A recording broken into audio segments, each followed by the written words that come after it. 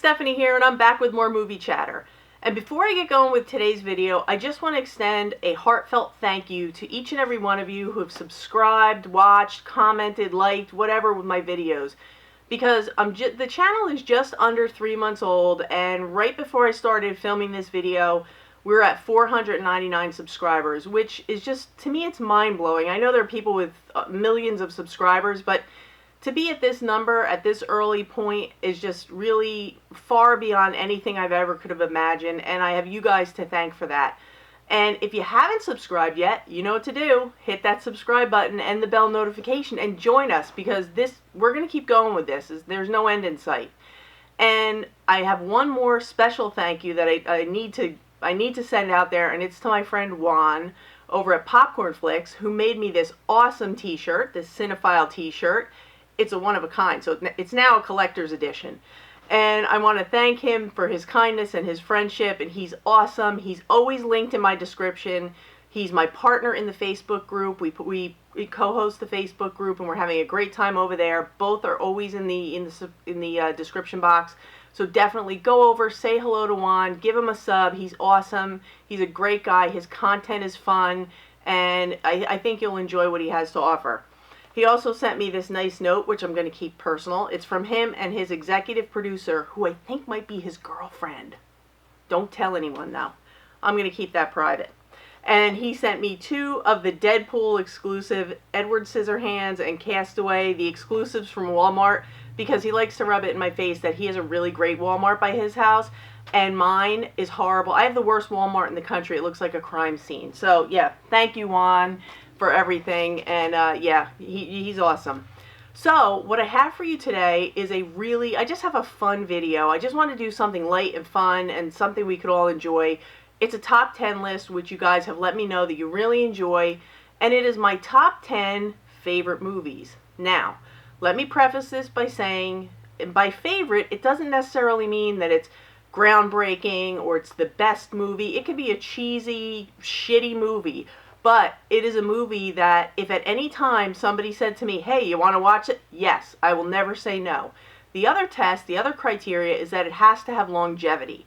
It has to be a movie that I have felt this way about for more than like 2 years. It has to be something that I've felt this way for a long time. It's been in the rotation. So even though there's some new movies that I could see potentially falling into this list, these are the ones that have the longevity and the go-to factor. So they've met both. And I have 3 honorable mentions, so I'm going to get going with those.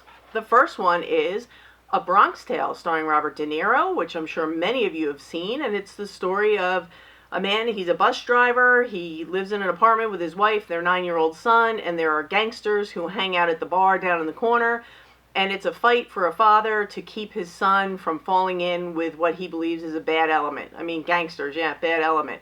But yeah, Bronx Tale, if you haven't seen it, it's a great story, a great father-son story, and I highly recommend it. My second honorable mention, we're going to talk about it, Fight Club, starring Edward Norton and Brad Pitt. Who doesn't love it? I love it, and I can't believe it took me quite a long time to watch this movie, but I'm hooked, and I absolutely love Fight Club. The ending shocked me. Believe it or not, I know some people figured out, it shocked me. But yeah, Fight Club is always one of my go-to films. If you haven't seen it, which I'm sure probably most of you have seen it, definitely check it out, but don't talk about it. And my third honorable mention is one of the greatest war movies ever, in my opinion, Full Metal Jacket. Love, love, love it. I know Saving Private Ryan's up there, but sometimes with Saving Private Ryan, I have to be in the mood to get through that initial Normandy Beach scene. But yeah, Full Metal Jacket, love it. It's always a go-to film. I'll never say no to this one. So yeah, that's my third honorable mention.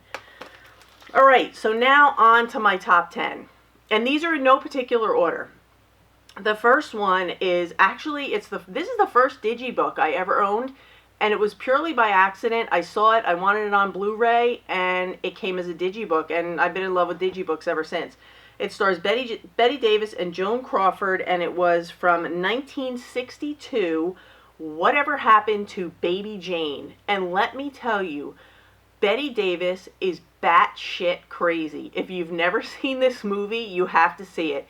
It's in black and white, it's campy, it's funny, it's not really, I don't think it's meant to be funny, but it is. And it's just got that cult following, and it's got that campy feel to it.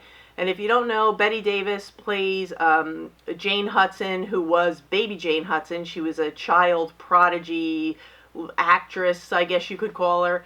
And she would sing and dance, and she was Daddy's girl. And her sister Blanche, now that they're older, her sister Blanche, played by Joan Crawford, had become a true actress in her older years, and she was paralyzed in a car accident, and she is now under the care of her sister Jane, who is crazy, and she keeps her locked in a room upstairs and basically tortures her. She just messes with her. She serves her like a dead bird for lunch, and it's just a great movie. If you haven't seen Whatever Happened to Baby Jane, I can't recommend it enough. It's just, I can't get enough of it. I could watch it every day. So yeah, it's awesome.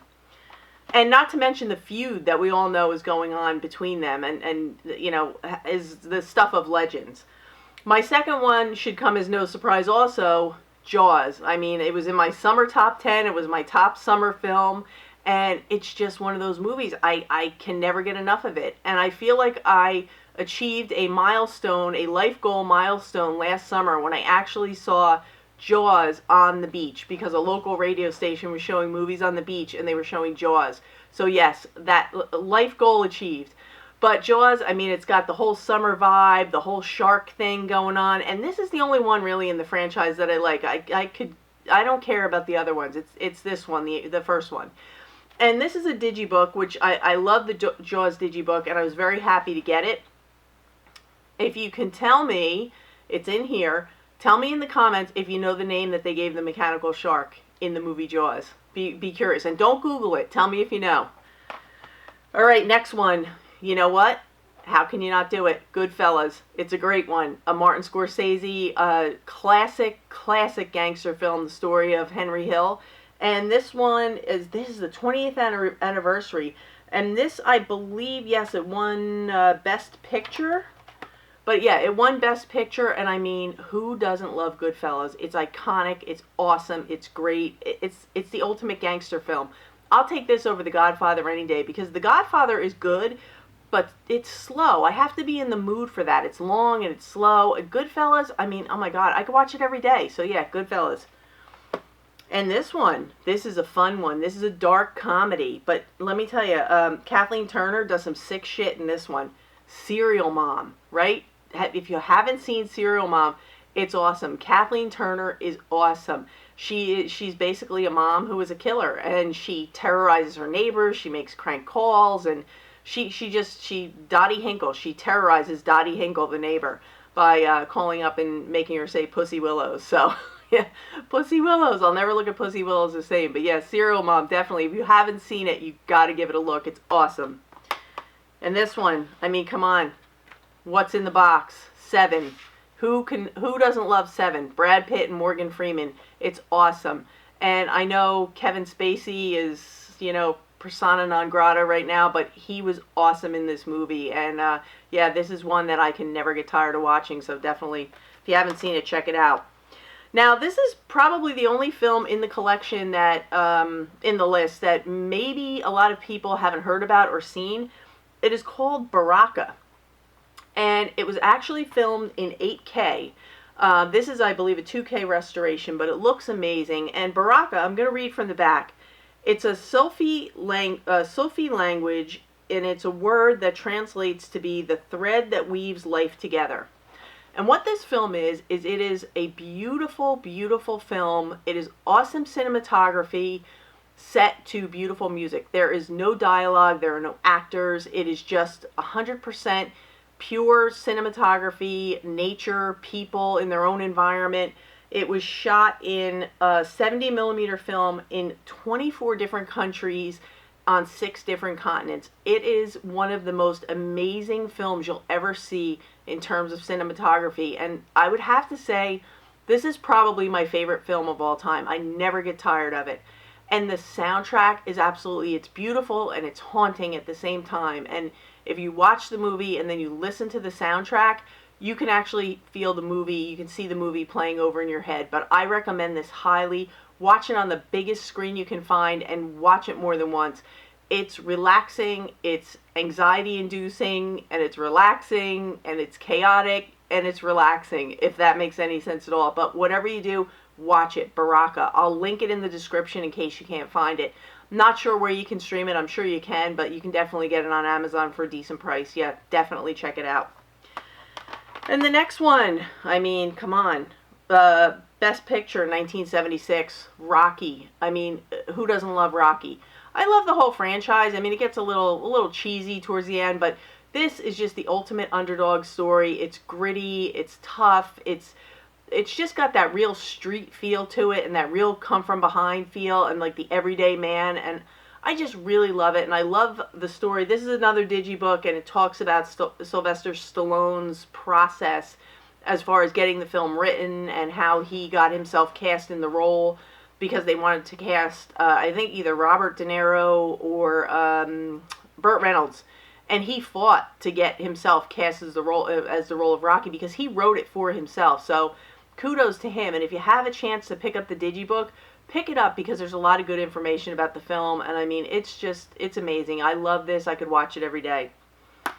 And this one, Silence of the Lambs, which just got a really nice Criterion treatment.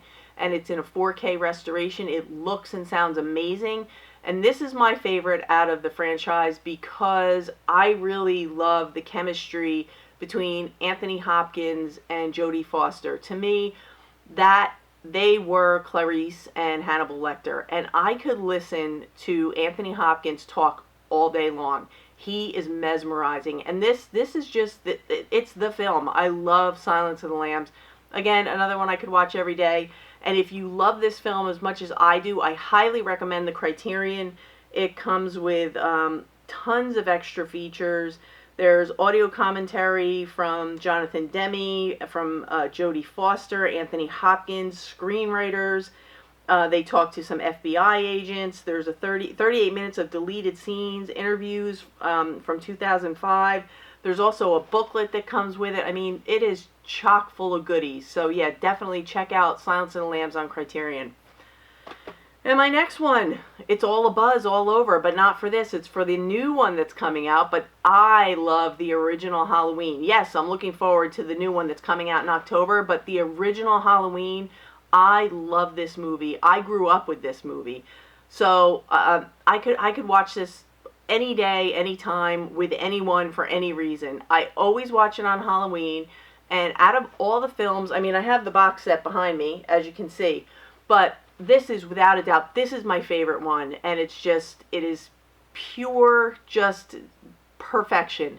And I just really love everything about this. I love the feel. I love the vibe. I love when they have the leaves blowing and the fall feel to it, the pumpkins, everything about it. It just works. And you know, I know it's not the greatest horror film out there, but to me, it's my go-to horror film. Halloween wins every time. And my last one should come as no surprise based on my first pick, and this one badly needs a DVD, a Blu-ray release, because it's only got DVD. Mommy Dearest. I mean, who doesn't love Mommy Dearest? How many quotes have come out of this? I mean, if nothing else, we all know not to use wire hangers, ever. But there are so many. It's got that campy feel, that cult classic following. It is just awesome. It's pure awesomeness. And if you watch this and then you watch Joan Crawford in even Mildred Pierce or any of her other films, or, you know, Whatever Happened to Baby Jane, it's just amazing, because you know the light she's painted in this movie, and then you watch her in Whatever Happened to Baby Jane as this helpless victim. It's so weird. But yeah, I love Mommy Dearest, and I could watch this again and again and again and never get tired of it, and I know every line to it, and it's still awesome. So yeah, that's my final one, Mommy Dearest. So let me know in the comments, what are your top 10? Give me a top 5, whatever you have, your go-to movies, the movies that you could watch any day, anytime, and you never get tired of them. And they have to be more than 5 years old. So with that being said, that wraps up my fun for today, and that's it for the video. But I want to thank you guys as always for watching. I truly appreciate it. Thank you for getting me as far as you have, and we're going to keep on going from here. So if you enjoyed this video, give me a thumbs up, a subscribe, hit that bell notification, and I'm going to upload again real soon, probably Wednesday for the weekend watch. But until then, that's a wrap.